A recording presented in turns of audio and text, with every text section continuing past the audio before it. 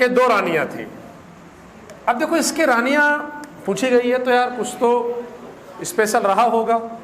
इसके एक रानी का नाम था पद्मिनी, वो वाली पद्मिनी नहीं, वो तो रतन सिंह की थी। सारी पद्मिनी रतन सिंह की नहीं है। हाँ, कि जो पद्मिनी का नाम आया ठीक दो साहब, वाइफ ऑफ रतन सिंह, क्योंकि अपन ने नाम किसका सुना पद्मिनी का, या रतन सिंह के साथ ज्यादा सुना है। तो भाई एक इसकी पत्नी कौन, पद्मिनी, और एक थी दुर्लभ देवी। देखो नाम ही कितना खतरनाक था। दुर्लभ देवी का मतलब, दुर्लभ का मतलब क्या होता है, विचित्र, बहुत रेयर, जो मतलब कह ले कि कोई बहुत मुश्किल से मिले। हाँ, कहते हैं ये दुर्लभ प्रजाति का आदमी है। ऐसा आदमी हर जगह नहीं मिलेगा। हाँ, अब पद्मिनी और दुर्लभ देवी 2 रानियां थी। पद्मिनी से इसका पुत्र हुआ था, पुत्र का नाम था बाउक, और दुर्लभ देवी से जो पुत्र हुआ था उसका नाम था कक्कुक।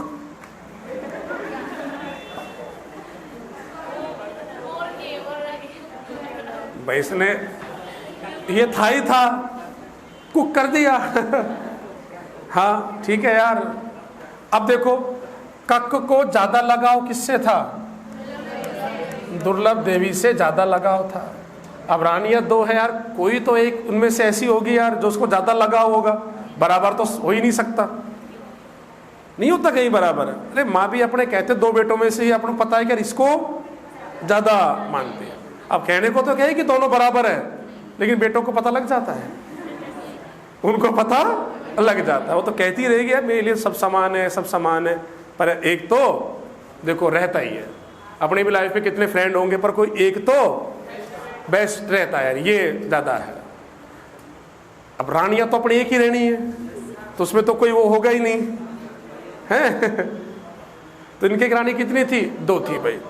अब दुर्लभ देवी छोटी थी, पता नहीं इतिहास में क्या रहता था। मैंने आपसे कल भी कह रहा था कि छोटी रानी से राजाओं को लगाव ज्यादा रहता था, क्योंकि इतिहास आप पढ़ोगे ना तो आप देखोगे कि यार छोटी रानियों से ज्यादा लगाव रहे हैं, बड़ी रानियों से कम रहे। बाद में आती है। ये भी था, कई रानियों में सुंदर होती थी तो उसको राजा उसको अपनी पटरानी बनाकर अपने दरबार में बैठाता था।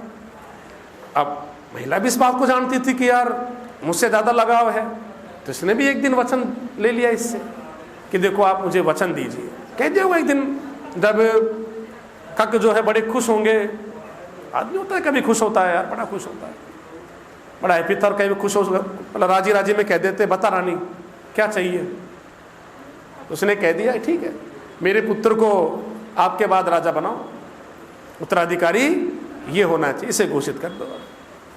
राजा सोचता था कि यार पुत्र तो दोनों मेरे ही हैं, बड़े को बनाओ चाहे छोटे को बनाओ, मुझसे तो कोई क्या कहने वाला है, मुझसे कोई क्या कहने वाला है। तो इसने साहब क्या है, कक्कू को अपना उत्तराधिकारी बना दिया। क्या बना दिया, कक्कू को अपना उत्तराधिकारी बना दिया। चलिए तो लिखो, इसके 2 रानियां थी, सेम ऐसे ही लिख लो जैसे लिख रहा है।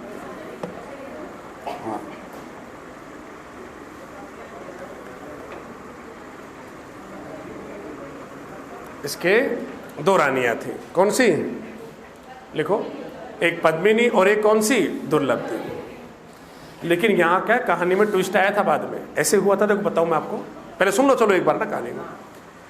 कक्कू को इसने अपना उत्तराधिकारी घोषित कर दिया था, लेकिन जब कक्के की डेथ हुई थी ना, तब कहते पहली बार शायद ऐसा हुआ होगा कि दरबारियों ने राजा की बात को अस्वीकार करते हुए बाऊ को गद्दी दी थी, क्योंकि बाऊ क्या था, ज्यादा योग्य था।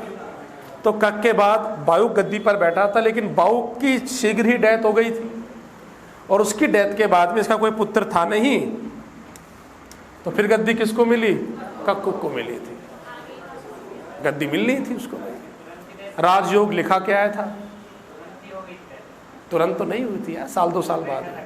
हाँ ऐसे नहीं, बैठने से पहले खत्म हो गया। राजा बना है तो उसका मतलब बैठा है। तो उसके 2 रानियां थी, पद्मिनी और दुर्लभ देवी। उनके पुत्रों के नाम लिख लो ऐसे डायग्राम बना के। बना लिया, बड़ी जल्दी बना लेते हो। चलो तो लिखो बाउक। हाँ बाऊके, बाऊक। इसमें लिखो कक के बाद बाऊ गद्दी पर बैठा,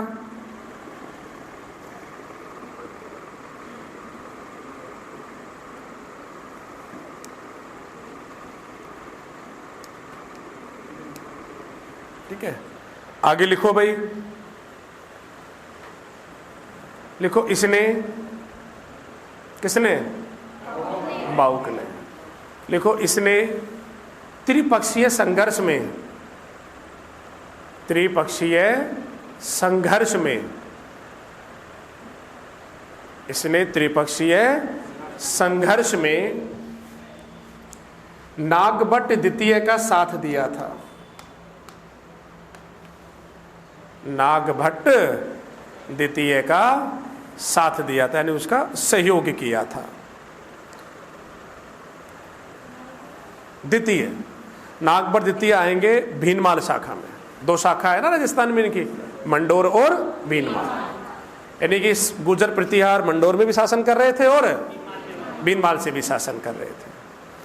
चर्चित भीनमाल वाली इसलिए हुई क्योंकि इन्होंने त्रिपक्षीय संघर्ष में विजय प्राप्त की थी, युद्ध लड़े थे यार, कन्नौज की लड़ाई लड़ी थी, तो एक पूरे भारतीय स्तर पर पहचान में आए, नहीं इंडियन लेवल पर पहचान में आए, और पहचान पे आए तो फिर उनके बारे में इतिहास में भी क्या है, ज़्यादा लिखा गया, ज़्यादा जानकारियाँ मिलती है उनके बारे में। पहले यार जानकारियों का बड़ा अभाव रहता था भाई भारत में। अगर सही मायने में जो लेखन कला का अगर विकास हुआ ना, तो विदेशी लोग ही आते थे। ये क्या है, विदेशी पता क्या करते थे आक्रमणकारी, ये अपने साथ परमानेंट क्या है, एक लेखक साथ रखते थे, जो जो होता रहेगा तू लिखता चल, तो प्रेजेंट की जानकारी मिल जाती थी। जबकि अपने साथ क्या हुआ, अपने राजाओं की जानकारी लिखी है किसी ने 300 साल बाद, किसी ने 400 साल बाद, किसी ने 500 साल बाद, तो गड़बड़ तो कहीं मिलनी है। मतलब उन्होंने शिलालेखों के अनुसार, अन्य किताबों के अनुसार, प्रशस्तियों के अनुसार, उनके आधार पर इतिहास लिखा है, और एक लोगों के सुनने के अनुसार, कहते हैं ना भाट चारण की जुबानी, उनके अनुसार। तो क्या है, इसीलिए क्या है, मतभेद बहुत मिल जाते हैं अपने राजस्थान के इतिहास में। कई चीजें आपको इस प्रकार, अपने शिलालेख ही अलग अलग बात कर देते हैं। शिलालेख पढ़ोगे ना आप आगे, तो शिलालेखों में आप पाओगे इनमें अलग अलग बातें आपको मिल जाती हैं। जैसे देखो, एक शिलालेख है ये यहाँ का रणकपुर प्रशस्ति। रणकपुर प्रशस्ति ये कहती है कि जो ये थे ना मेवाड़ के तो शासक थे बप्पा रावल, तो रणकपुर प्रशस्ति कहते हैं कि बप्पा रावल और कालभोज दोनों अलग अलग व्यक्ति थे। दोनों क्या थे, अलग अलग व्यक्ति थे। कौन कहती है ये बात, रणकपुर प्रशस्ति। आपको रणकपुर प्रशस्ति के आधार पर अगर मेवाड़ का इतिहास लिखे तो वो तो कालभोज को अलग पढ़ाए, और जबकि इतिहास में सब जगह ही लिखा हुआ है कि भाई क्या है, दोनों क्या एक ही व्यक्ति थे। नाम तो कालभोज था, बप्पा रावल की तो उपाधि मिली हुई थी इसको। तो ऐसे थोड़ा सा मिल जाता है। अब सांबर झील के बारे में अपन पढ़ते कि सांबर झील कैसे प्राकृतिक झील है, लेकिन बिजोलिया शिलालेख क्या कहता है कि उस झील का निर्माण वासुदेव चौहान ने करवाया। तो ये मिल जाता है, इसीलिए जानकारियाँ अलग अलग मिल जाती है। कोई किस आधार पर, कोई किस आधार पर बताता है। गलत किसी ने नहीं बताया, पर किसी ने बताया तो उस आधार पर बताया, किसी ने उस आधार पर बताया। ठीक है। अब हमको जो इतिहास पढ़ने के लिए दिया जाता है उसमें से वो चीज़ें रखी जाती है जो ज़्यादा अपवादित ना हो, विवादित ना हो, कि यार वो चीज़ें आप पढ़िए जो ज़्यादा विवादित ना हो। फिर भी अपने कोई भी पेपर होता है, जीके के एक आध प्रश्नों पर विवाद हो ही जाता है ही विवादित क्वेश्चन, कई सारे, बहुत सारे विवादित क्वेश्चन हट भी गए, एग्जाम आए भी खूब है। आपको मैंने उदाहरण भी दिया था, एक माता का मंदिर है, सकराय माता का मंदिर। सकराय माता का मंदिर उदयपुर वाटी। अब ये मंदिर कहाँ पर है, नीमका थाना में है। पहले यह मंदिर सीकर और झुंझुनू के बॉर्डर पे था, तो उसके बारे में कई किताबों में लिखा होता था सकराय माता का मंदिर उदयपुर वाटी झुंझुनू। कुछ लोग कहते थे उदयपुर वाटी सीकर, ये मंदिर सीकर में है, ये झुंझुनू में है, और दोनों के बॉर्डर पर था। बहुत विवादित प्रश्न रहता था। प्रैक्टिकली तौर पर ये सीकर में था, पढ़ाया जाता था वो झुंझुनू में। अब अच्छा हो गया, ये नीम का थाना में गया, बढ़िया रहा। एक क्वेश्चन मैं आपको और बताऊं, देखो जोगणिया माता का मंदिर कहां पर है बताओ? जहां पर जब मन्नत पूरी होती है तो लोग मुर्गे मुर्गियां छोड़कर जाते हैं। नहीं सुना जोगणिया माता का मंदिर? बेगू चित्तौड़गढ़ में है, बेगू चित्तौड़गढ़ में। अभी जो वीडियो मेंस का पेपर हुआ था ना, उसमें ऑप्शन में चित्तौड़गढ़ नहीं था, भीलवाड़ा था, और भीलवाड़ा माना गया था सही आंसर, जबकि मंदिर वही भीलवाड़ा और चित्तौड़गढ़ के बॉर्डर पर है। अब बिल्कुल एक जगह मैं पढ़ा भी रहा था इसको, तो मैंने कहा कि भाई ये भीलवाड़ा है, तो क्लास में एक स्टूडेंट खड़ा हुआ, क्योंकि साहब मैं इस मंदिर से मात्र 200 मीटर की दूरी पर रहता हूं, और साफ साफ लिखा हुआ है बेगू चित्तौड़गढ़, आप भीलवाड़ा कैसे पढ़ा रहे हो? तो मैंने कहा यार ये आरपीएससी पढ़वा रही है मुझसे, जबरदस्ती पढ़वा रही है, क्योंकि उसने वीडियो मेंस में भीलवाड़ा माना हुआ, बोर्ड पढ़वा रहा है, मैं क्या करूं बताओ? मुझे पता है, पर यार जो पैटर्न में आरपीएससी का दे दिया, अब आपको या तो वो रखना पड़ेगा, तो ये रहता है। ऐसे बहुत विवादित क्वेश्चन है,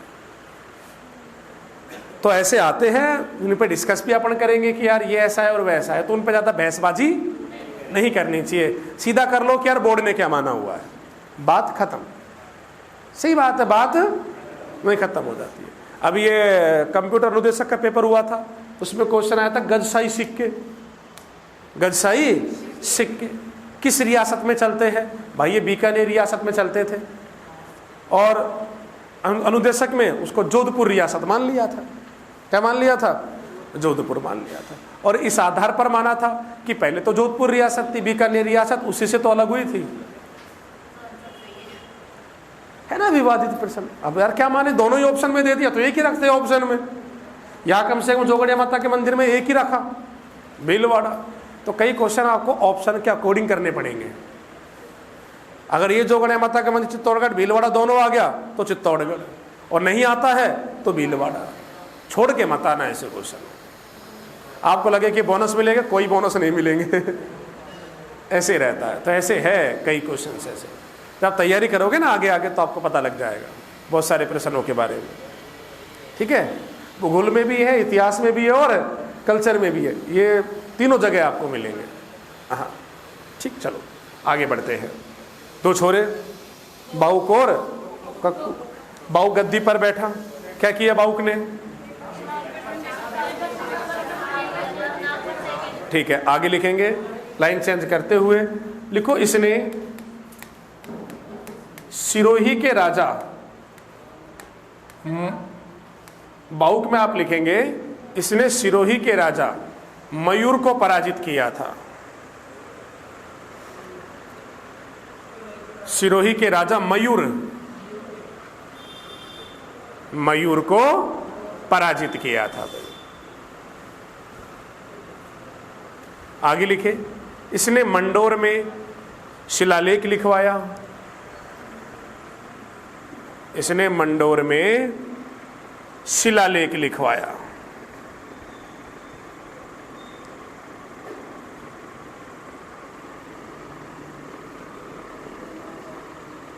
और आगे लिखो, यह शिलालेख इसने मयूर को पराजित करने के उपलक्ष्य में लिखवाया था। और यह शिलालेख इसने मयूर को पराजित करने के उपलक्ष्य में लिखवाया था।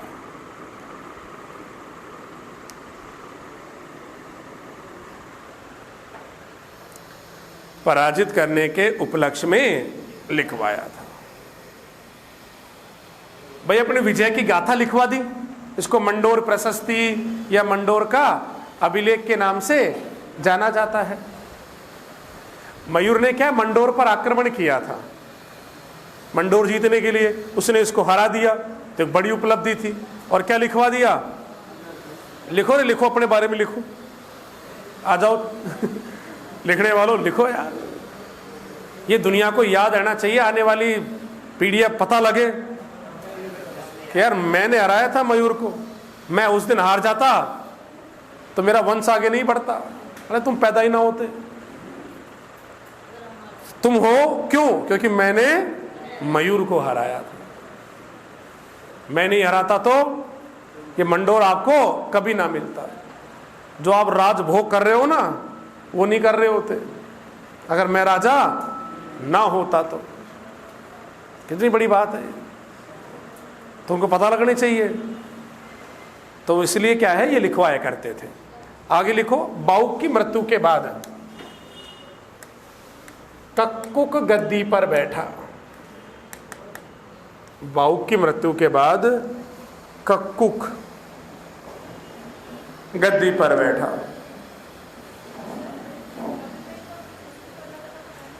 अलग नहीं होता अभिलेख क्या होते हैं।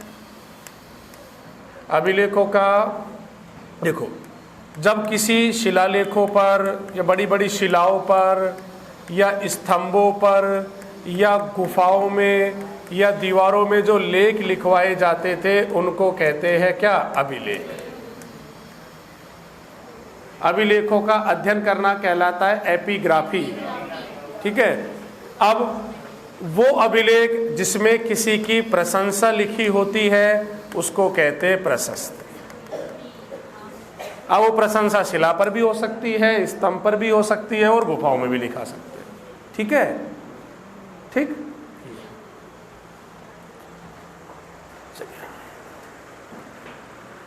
कौन बना? नाम अच्छा है तो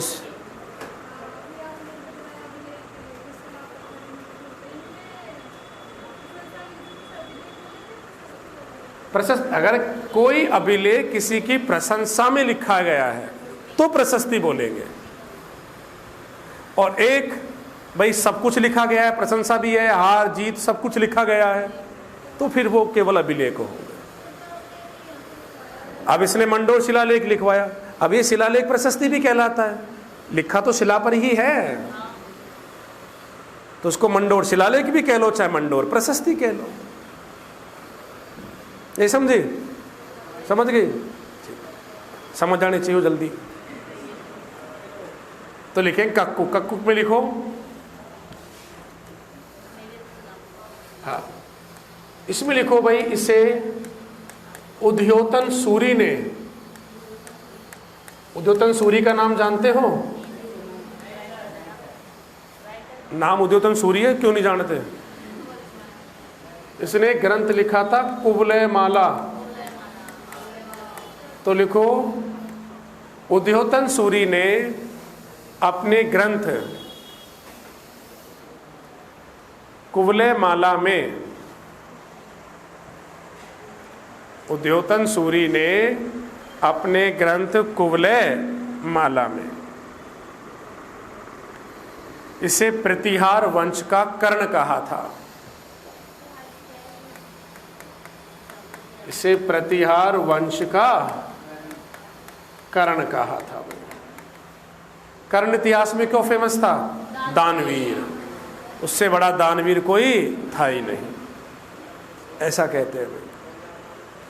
प्रातःकाल कोई इससे जो भी मांग लेता था ना, ये उसको ना नहीं करता था। नहीं, आप भी दानवीर बनो, फिर आपको कहेंगे हम। पहले आए तो सही, अभी तो हमको दे दो कोई है नहीं। अरे आपके पास पैसा होगा तब भी ऐसे ही कहोगे, है ही ना, है ना? मन होना चाहिए कहते ना आदमी का, तब लालच होती है, तब और कमाने की कोशिश करता है। अरे संतुष्ट कोई ना है बेटा दुनिया में, सही बताया। आरएएस अधिकारी होते हैं, कौन होते हैं, वो तक लोग सुसाइड कर लेते हैं। नहीं होता है क्या? पढ़ते ना यार, उसने इतना रिच आदमी था, इतना यार ऊपर पहुंच चुका है, तो सुसाइड कर देता है। तो मतलब सब्र संतुष्टि होना जरूरी है। अरे होता है, जब पहले मैं सोचता था, जब मैं पढ़ता था तब सोचता था कि यार पैसे कमाऊंगा तो काई जिंदगी जीऊंगा। अब कमाते हैं ऐसा लग रहा है कि यार वही अच्छी थी। सही बात है, समय ही नहीं मिलता आदमी को, न ढंग का खाता न ढंग का पहनता। उस समय कम से कम ये माँ पापा से रो धो के कुछ भी मंगवा लेते थे, कुछ भी कर लेते थे। हाँ, और क्या, ऐसा आता जब औरों के बारे में सोचने लग जाते हैं। चलो, तो क्या कहते हैं इनको? प्रतिहार वंश का कर्ण कहा गया है। ठीक है, आगे लिखो, ककुक में लिखो इसने घटियाला शिलालेख लिखवाया। जी साहब,